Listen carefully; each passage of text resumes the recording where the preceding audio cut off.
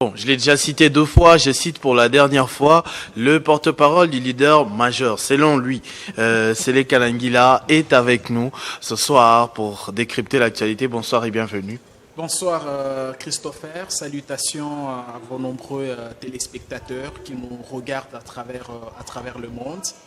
Ça a toujours été un grand plaisir, un honneur de participer à cette grande tribune et de dire aux Congolais c'est que le leader majeur, Excellence Pius Mwai Mokala et son parti, le Congrès national congolais, pensent de l'évolution, ou du fonctionnement de ce pays. Et donc nous sommes trop fiers d'être là ce soir. On espère être à la hauteur des attentes des nombreux téléspectateurs qui nous regardent en ce moment. Alors, j'ai essayé de vous redonner le sourire, mais d'entrée des jeux, vous me paraissiez plutôt triste par rapport aux incidents de Rubaya. Le Congo est en train d'assister impuissant à la mort semaine après semaine de ses enfants, de ses compatriotes dans les zones occupées par la rébellion AFC M23. Et vous aviez un mot là-dessus. C'est une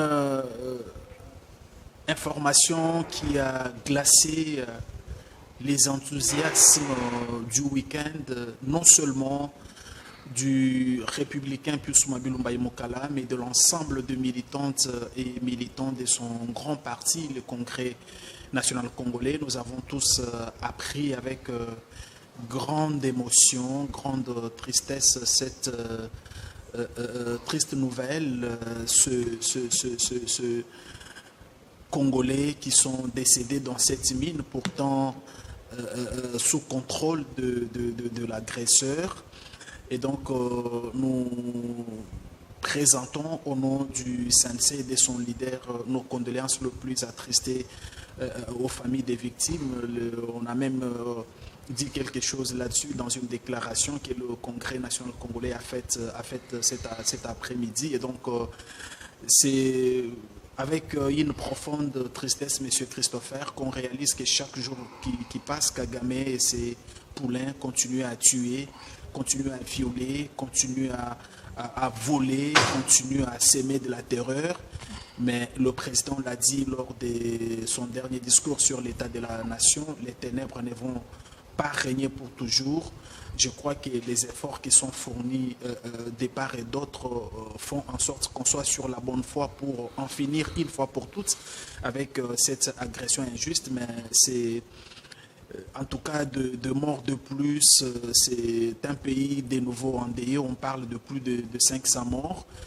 Tôt ou tard, Kagame et ses supplétifs payeront. Et comme le Sensei l'a dit dans une déclaration politique faite ce jour, M. Christopher, la nation n'accordera aucun pardon aux traîtres, qu'ils soient nationaux, qu'ils soient étrangers, qu'ils soient connus ou inconnus. Alors là, je vous suis directement dans cette position-là, parce qu'on est en train de parler de dialogue. Exactement. Quand vous n'allez pas accorder des pardons aux traîtres, comment vous allez dialoguer avec eux pour arrêter? Ou bien on compte arrêter avec la guerre? Or, on sait tout ce qu'il y a, ou tout ce qui a été dit sur notre armée et sa position actuelle. Monsieur Christopher, nous sommes un parti républicain avec un leader qui n'a que ce Congo comme pays. Nous estimons que la défense... Un Congo qui lui a beaucoup donné. Je ne sais pas si le Congo lui a beaucoup donné, mais moi je me dis que on ne sert pas son pays parce qu'il t'a tout donné. On sert son pays, on aime son pays, on défend son pays parce que c'est à la fois un droit et un devoir sacré, conformément à l'article 63 de la Constitution de la République démocratique du Congo. Et donc, cette Constitution qui est une sorte de guide, qui est une sorte je vais dire, d'élément fondateur de notre existence, a prévu les voies par lesquelles chaque personne doit passer si elle souhaite accéder à un quelconque poste de responsabilité. Et notre Constitution interdit l'accès à des postes de responsabilité par la prise d'armes, par la violence. La loi mère, la Constitution donc, a prévu que toute personne qui veut accéder à un poste de responsabilité, député national, président de la République, député provincial et j'en passe, puissent le faire par voie électorale. Et nous sommes allés aux élections, nous, comme Congrès national congolais, derrière notre leader, on avait reçu l'instruction de porter, de défendre et de présenter la candidature du président de la République, son Excellence Félix Antoine Tshisekedi Tshilombo. Vous avez vu les matériels de communication qui ont été déployés non seulement à Kinshasa, mais à travers la République. Et donc, à ce stade, le président Tshisekedi a présenté une offre à la population a adhéré à celle-ci, c'est comme ça qu'elle s'est exprimée à plus de 73% en sa faveur pour qu'il soit président de la République. Et donc, nous avons dit ça dans notre déclaration faite le 20 janvier 2026 pour attirer l'attention des uns et des autres en disant que le dialogue est aujourd'hui expliqué, souhaité, réclamé par les acteurs politiques, d'abord selon qu'ils soient de l'opposition ou de la majorité, mais avec des agendas cachés. Et nous, on avait même exprimé notre crainte dans cette déclaration, parce que plus Mouabilou avait peur qu'à ce dialogue viennent des gens qui seront porteurs d'agenda du Rwanda. Et donc, quand vous avez suivi cette sortie médiatique du président de la République lors de la cérémonie d'échange de vœux avec les ambassadeurs accrédités ici, vous voyez qu'il joue la musique du Congrès national congolais. Nous n'avons jamais dit qu'il ne doit pas y avoir dialogue, mais nous ne voulons pas d'un dialogue qui va nous ramener aux mêmes causes, qui vont produire le même effet. C'est-à-dire, il y a eu Sun City, il y a eu le dialogue de 2009, il y en a eu en 2016, où les politiciens viennent, ceux qui n'ont pas eu la confiance du peuple, ceux qui ont pris les armes pour tuer les Congolais, ceux qui ont trahi la République, qui essayent un peu de traverser, pensant revenir au dialogue, pour avoir accès à des postes de responsabilité. M. Christopher, à ce dialogue-là, le Congrès national congolais et son leader disent non. Mais le Congrès national et son leader disent oui à un dialogue, par exemple, autour du développement de la République. Parce que si c'est un dialogue qui viendra remettre en cause les institutions pourtant issues des élections, alors en ce moment-là, on ne sera pas en train de consolider notre démocratie, nous serons en train de la détruire et l'histoire nous jugera. Mais on récupère les territoires occupés comment si on dialogue pas? Les territoires occupés, je vais vous retourner la question, je sais que ce n'est pas mon rôle ici de vous non, poser allez-y, cette question. c'est un échange. Et ce n'est pas le premier dialogue dont on parle. Le dialogue, il y en a eu dans ce pays et le CNC et son leader sont convaincus que le dialogue ne profite qu'aux Congolais opportunistes, profiteurs. Et dans la plupart des cas, c'est des gens que la population n'aime pas. C'est des gens qui ne sont pas portés par la population, qui essayent un peu de contourner le pouvoir de la population pour se retrouver dans ce qu'ils appellent dialogue. Moi, je sais que c'est des messes qui sont organisées pour ouvrir grandement la porte à Gagamé et à ses supplétifs afin qu'ils puissent nous infiltrer davantage et nous maintenir dans cette situation. Je vous dis qu'aucun dialogue n'a résolu un problème. Je vais quand même, avant de répondre à votre question, dire quelque chose. Monsieur Christopher, on ne parle pas du premier dialogue. Pouvez-vous me citer 2 ou 3 problèmes qui ont été résolus par les précédents dialogues qu'on a connus dans ce pays? C'est-à-dire le M23 a quitté Goma, par exemple. Et aujourd'hui, le M23 Sun City, le pays. Joseph Kabila trouve le pays démembré. S'il n'y a pas Sun City, il n'y a pas de constitution 2006. Monsieur Christopher, le dialogue... S'il n'y a pas de dialogue, Félix Tshisekedi ne devient pas président. S'il vous plaît, non, Félix Tshisekedi n'est pas devenu président. Si, parce qu'on a organisé des élections à la suite d'un dialogue. S'il vous plaît.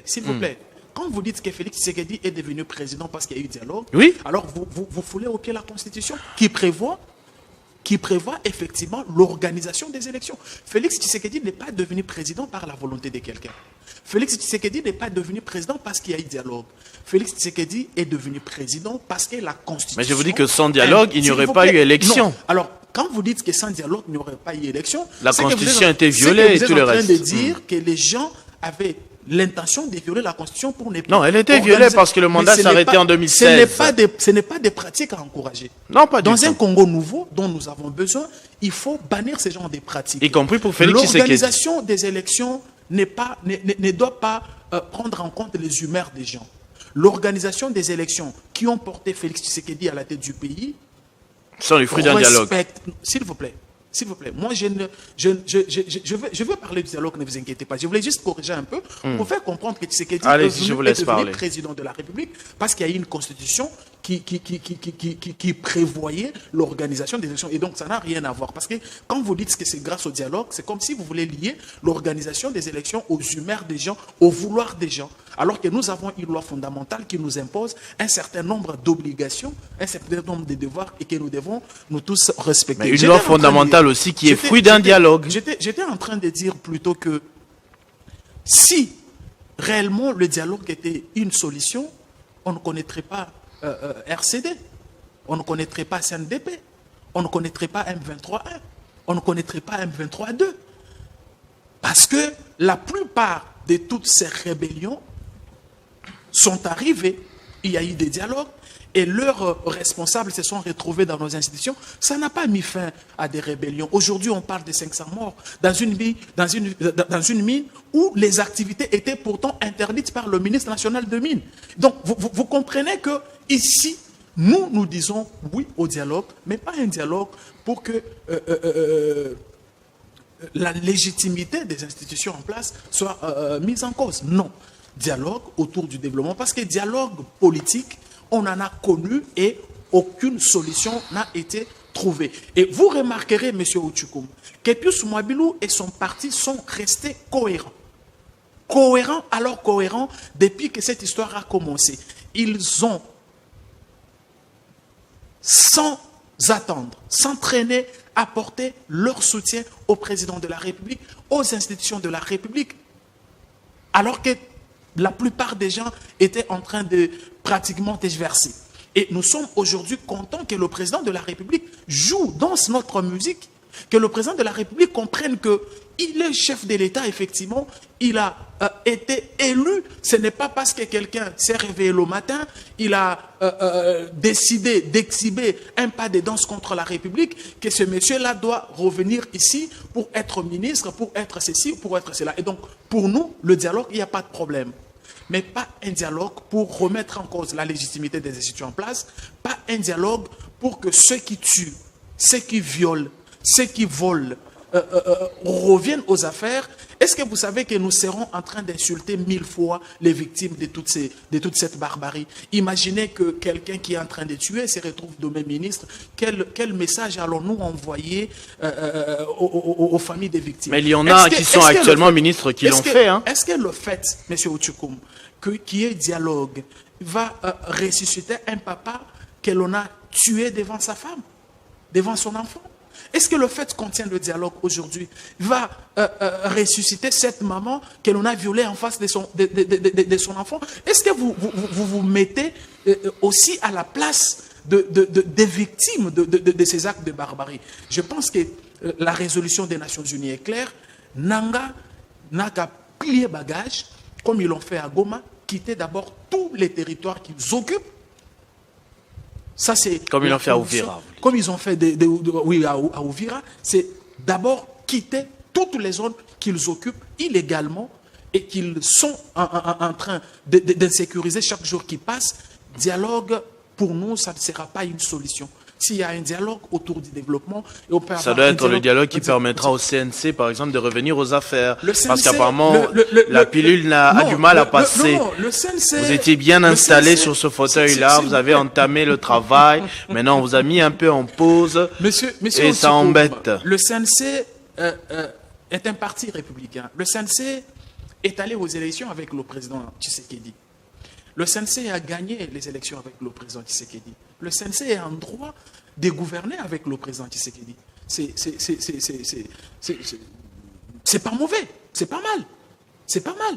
Mais le CNC estime que, conformément à l'article 63 de la Constitution, en pareille circonstance, chaque citoyen a d'abord l'obligation, le devoir et les droits acquis de défendre la patrie. C'est comme ça qu'on a trouvé on estime que la sortie médiatique de M. Cholet était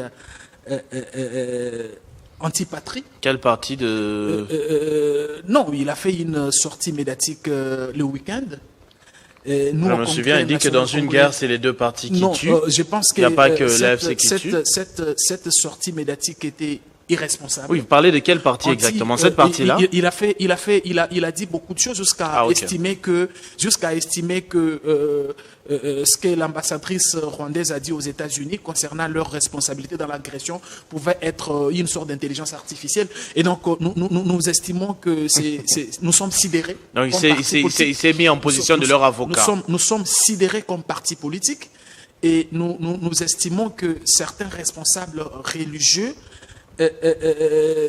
doivent, en tout cas conformément à l'article 103 que j'évoquais tout à l'heure, parce que cette sortie médiatique de M. Chollet a bien entendu violé la Constitution, principalement cet article 103 qui nous oblige tous, en pareille circonstance, à défendre la République démocratique du Congo.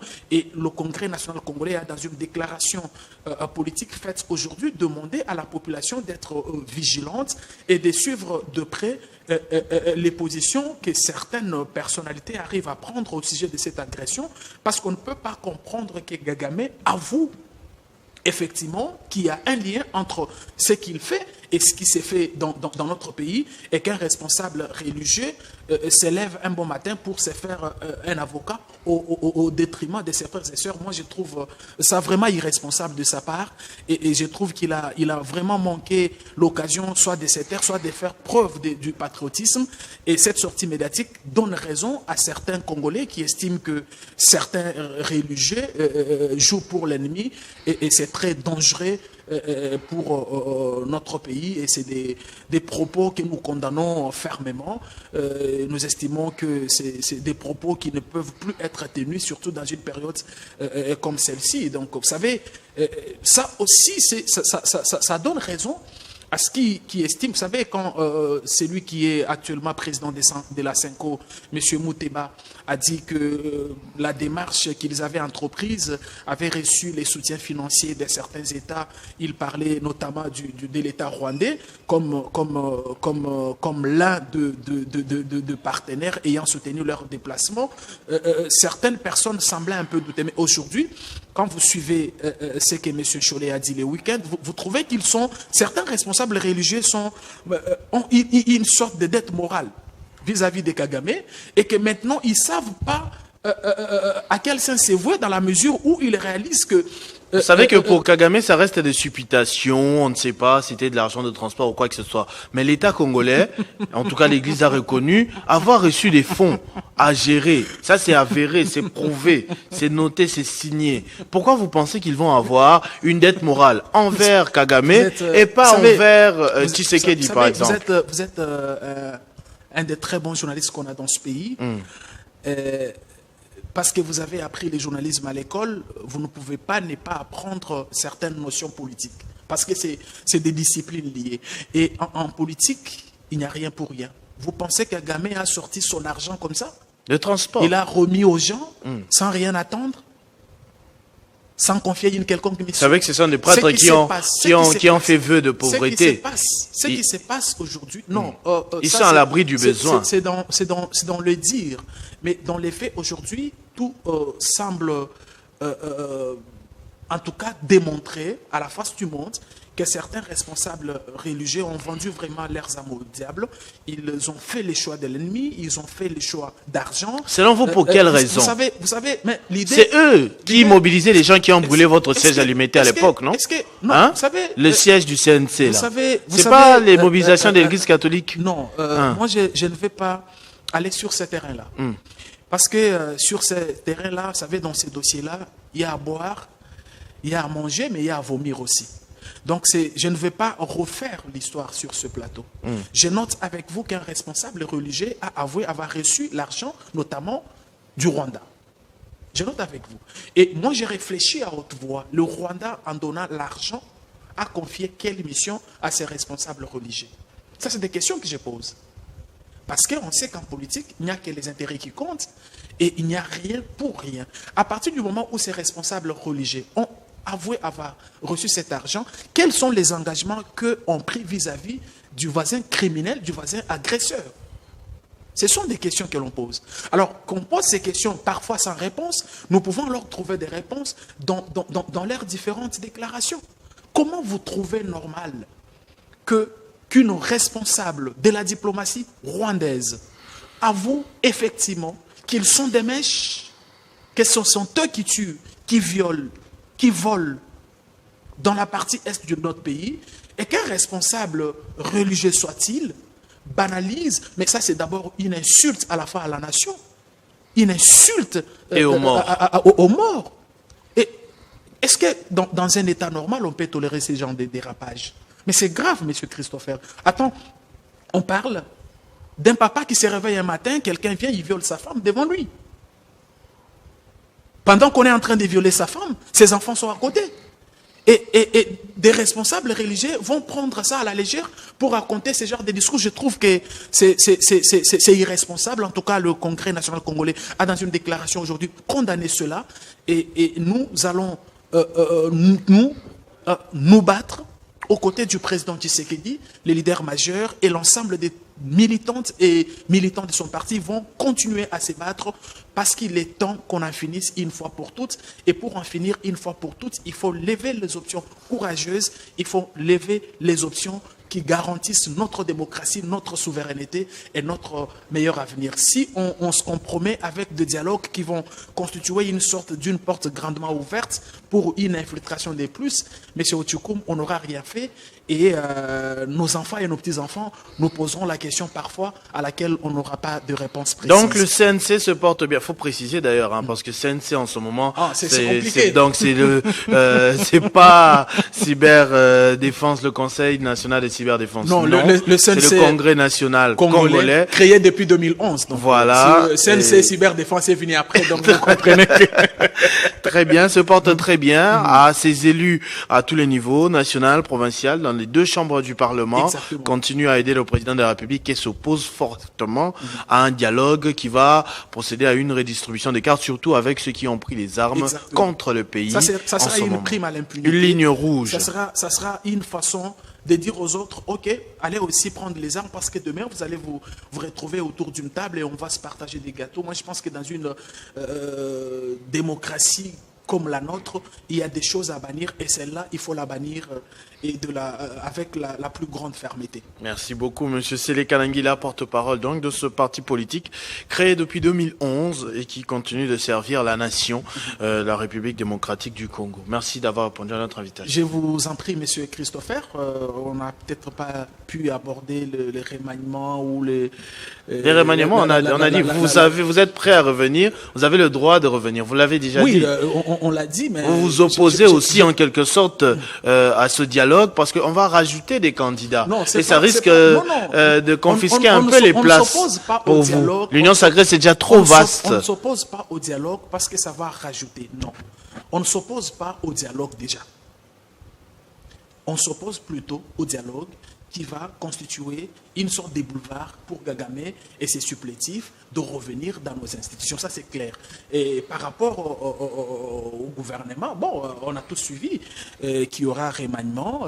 Il revient au président de la République de nommer qui il veut par rapport aux objectifs qui sont les siens. Mais moi, je me dis que le CNC a fait preuve d'une gestion rationnelle au ministère de l'Urbanisme et Habitat. Plus de 3 ans après le départ du CNC de ce ministère par son leader, bien sûr, les traces sont là et aujourd'hui, toute la population est contente du travail qui a été abattu. C'est dire aussi qu'au CNC, c'est servir et non se servir, et on a prouvé par notre façon de faire. Nous sommes allés aux élections, le président de la République est notre allié naturel, UDPS et le CNC, nous sommes tous dans ce qu'on appelle social-démocratie, et donc nous sommes liés de par l'idéologie, nous sommes liés de par notre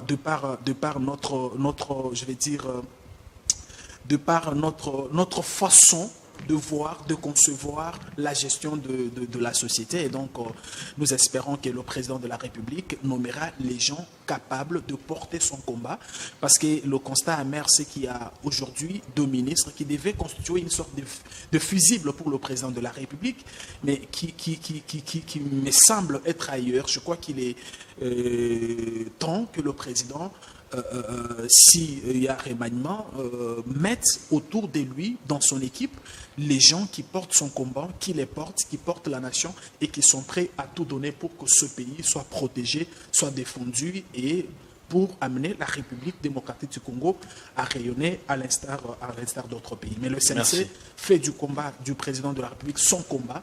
Le CNC accompagne le président de la République. Le CNC apporte un soutien indéfectible au président de la République parce que quand vous voyez des infrastructures universitaires comme celle de Kananga, de Mbujimaï, Unikin, aujourd'hui UPEN, vous sentez que le président est plus que déterminé à faire de ce pays un grand pays.